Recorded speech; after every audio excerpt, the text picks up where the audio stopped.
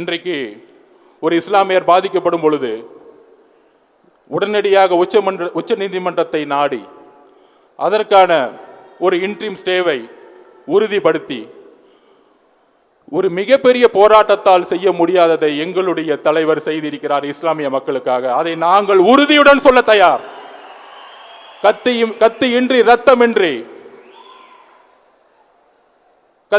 ரத்தமின்றி மிகப்பெரிய போராட்டங்கள், ஆர்ப்பாட்டங்கள், நாடகத்தனமான போராட்டங்கள் இல்லாமல் உச்ச நீதிமன்றத்தை அணுகி ஒட்டுமொத்த இஸ்லாமிய மக்களுடைய ஒப்பு சொத்துக்களை காப்பாற்றிய தலைவர் எங்களுடைய தலைவர்.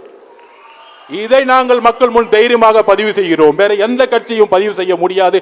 ஏனென்றால் நாங்கள் உண்மையாக உழைத்துக் கொண்டிருக்கிறோம் மக்களுக்காக. இப்படி ஒவ்வொரு பிரச்சனையும் உண்மையாக தமிழக வெற்றி கழகம் கையில் எடுத்து போராடி எங்களுக்கான போராட்ட காலத்தை நீங்கள் சொல்லி எப்படி போராட்ட காலத்தை உருவாக்கணும்னு தெரியாது. சும்மா போர்டு பிடிச்சிட்டு ஒரு ஓரமா ஒரு 100 பேர் நின்றுட்டு மீடியா முன்னாடி நின்றுட்டு 6 மணிக்கு மேல டைம் ஆயிருச்சு போலீஸ் என்ன விட்டுருங்கன்னு சொல்றது உருவாக்கக்கூடிய தமிழக வெற்றி கழகம் எங்களுது அல்ல. எழுதி கொள்ளுங்கள். தமிழகம் பாராத மிகப்பெரிய புரட்சியை அடுத்த 12 மாதத்தில் உருவாக்க போகிறது தமிழக வெற்றி கழகம். எழுதி வைத்துக் கொள்ளுங்கள். அண்ணா சொல்லுவார், விமர்சிப்பவர்கள் விமர்சிக்கட்டும், நாம் தாங்கி தாங்கி வலிமையை ஏற்படுத்துவோம்.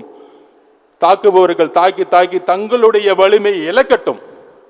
நாம் வலிமையை ஏற்படுத்த நமக்கான கட்டமைப்பை, நமக்கான பயிற்சியை தலைவருடைய வழியில் நாம் இன்று உருவாக்கி கொண்டிருக்கிறோம் தோழர்களே.